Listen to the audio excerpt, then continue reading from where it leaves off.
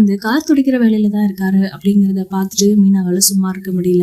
ஏதாவது பண்ணியே ஆகணும் அப்படின்னு சொல்லி முடிவு பண்றாங்க. இப்ப பாத்தீங்கன்னா சத்யா கிட்ட போயிட்டு யாருகிட்டயாவது வட்டிக்கு பணம் வாங்கி கொடுக்க முடியுமா அப்படின்னு சொல்லி கேக்குறாங்க.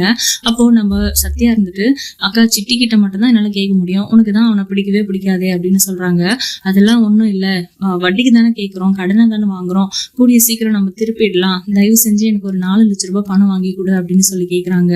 இதை கேட்ட உடனே நம்ம சத்யா வந்து, நான் கேட்டு பாக்குறேன்க்கா அப்படின்னு சொல்லி கூட்டிட்டு போய் சிட்டி கிட்ட விடுறாங்க. இப்போ சிட்டி பாத்தீங்கன்னா என்ன பிரச்சனை அப்படின்னு சொல்லி ஃபர்ஸ்ட் டீட்டெயிலா கேக்குறாரு.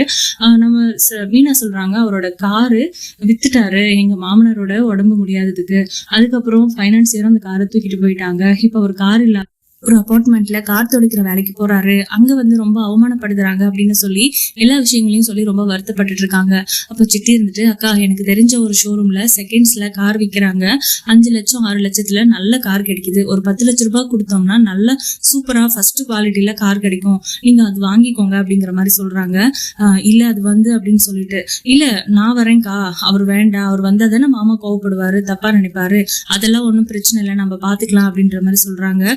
இப்போ மீனாவுக்கு வந்து ஒருவேளை அது திருட்டு வண்டியா இருக்குமோ அப்படின்லாம் பயமா இருக்கு, எந்த வில்லங்கமும் இல்லாம நான் முடிச்சு கொடுக்குறேன்க்கா அப்படின்னு சிட்டி பேசுறாரு.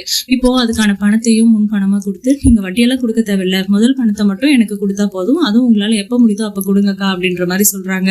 இப்ப பாத்தீங்கன்னா நம்ம மீனா வந்து அந்த பணத்தை எடுத்துக்கிட்டு மாமாவை கூட்டிட்டு வாடா அப்படின்னு சத்யாவை அனுப்பிட்டு அந்த ஷோரூமுக்கு போறாங்க. முத்து வந்ததும் அந்த பணத்தை கொடுத்து, இந்தாங்க இந்த பணத்துக்கு கார் வாங்கிக்கோங்க, இதுல 6 லட்ச ரூபாய் இருக்கு அப்படின்ற மாதிரி சொல்றாங்க.